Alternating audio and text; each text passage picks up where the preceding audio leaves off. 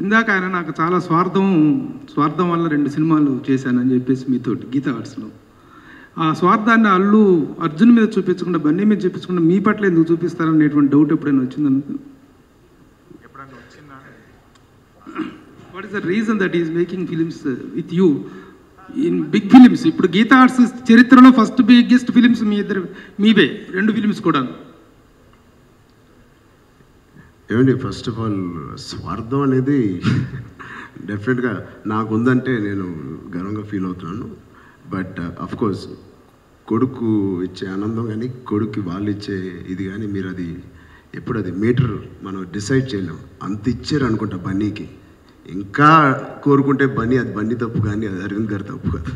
అంటే ఇప్పుడు గీతా ఆర్ట్స్లో 2 biggest blockbusters, 2 biggest volume films Magadheera కానీ ఇప్పుడు ఇది. నాకైతే ఏమో మా ఇద్దరికి కుదిరిందేమో. How you select this character అని చేసి, ఎందుకంటే ఏదైనా ఒక క్యారెక్టర్ సెలెక్ట్ చేసుకున్నప్పుడు బేఫికర్గా చేస్తారు. ఒక రీమేక్ ఫిలిం చేసేటప్పుడు 100% వీఆర్ గోయింగ్ టు హిట్ అనేటువంటిది. But you set that all the way you underwent some sort of tension, 50-50 ఒపీనియన్తో వెళ్ళారు. అలాంటి 50-50 ఒపీనియన్తో దీంతో వెళ్ళరు. నేను 50-50లో లేనండి. నేను ఖచ్చితంగా ఇది నాకు సూట్ అవుద్ది అని చూసిన నిమిషం నేను ప్రసాద్ గారికి చెప్పాను.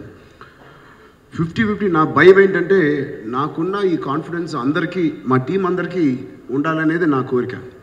సో మా టీం అందరికీ నాకు ఇలాంటి కాల్స్ వచ్చినప్పుడు నేను పక్కన పెట్టేసి నేను దానికి ఎదురు వెళ్ళేవాడిని. That is what I'm asking. ఆ కాన్ఫిడెన్స్ అనేది మిగతా వాళ్ళలో లేదు. You have created. What is the reason that you got to create?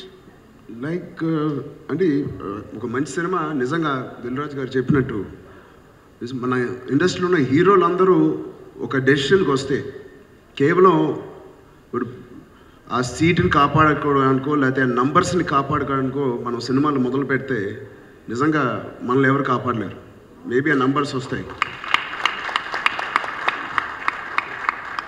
సరే, నాకు ఇంకోళ్ళు ఎవరో చెప్పారు, మణిరత్నం గారు నాకు ఒకసారి చెప్పారు నేను కలిసినప్పుడు. నేను ఆయన ఇంతకుముందు ఒక సినిమా చేద్దామని అనుకున్నాం, అది కుదరలేదు.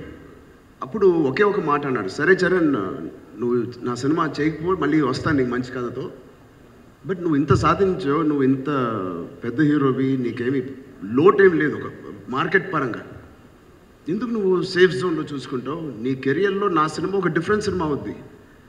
డెఫినెట్గా ఒక కమర్షియల్ సబ్జెక్ట్స్ అంత ఎక్కువ కలెక్ట్ చేయకపోవచ్చు కానీ ఖచ్చితంగా నీకు పేరు వస్తుంది. ఎప్పుడైనా రేపు పొద్దున్న ఫ్యూచర్లో నువ్వు సబ్జెక్ట్స్ వినేటప్పుడు ఈ దృష్టిలో కూడా ఆలోచించి ఒక సీడ్ని నా బుర్రలో నాటి వెళ్ళిపోయారు ఆయన. బహుశా ఆ విత్తనమే ఇవాళ ధృవాలా వచ్చిందని నేను అనుకుంటాను. So many successful directors are there, but what's the reason that you have taken Surendra Reddy for this film? ఎందుకంటే చాలా heavy expectation film, more content oriented film. What is the reason behind ఈ select? నిజం చెప్పాలంటే నేను సురేంద్ర రెడ్డి గారు race గుర్రం ముందు నుంచి పని చేద్దామని కలిసాం. మీరు వకంత వంశీతో ఒకసారి వచ్చారు, ఒక కథ అనుకున్నాం. బట్ ఆ టైంలో నా కమిట్మెంట్స్ ఏవో ఉండడం బట్టి నేను చేయలేదు. సో బన్నీతో అయిపోయిన తర్వాత నాకు ఇంకా వేరే కమిట్మెంట్ ఉంటే వైల్ కిక్ జరిగేటప్పుడు కూడా మేము మాట్లాడుకుంటూ ఉన్నాం, బ్రూస్లీ జరిగేటప్పుడు కూడా మాట్లాడుకుంటాం. సో ఆయనతో పని చేయాలని నేను డిసైడ్ అయ్యాను కాబట్టి అది ఏ సబ్జెక్ట్ అనేది లెక్క తప్ప ఆయనతో పనిచేయడం అనేది ఖాయం. అది ధృవ కుదిరింది మాకు, అంతే. ఈ సబ్జెక్ట్ విషయంలో what is the risk you have taken from the routine way of subjects you are doing? ఇంతకుముందు చేసిన వాటికి దీనికి ఎక్కడ రిస్క్ అనుకున్నారు మీరు? First of all amazing content అండి, దీంట్లో రిస్క్ లేదు. బట్ నా మీద డెఫినెట్గా కొత్తదనం.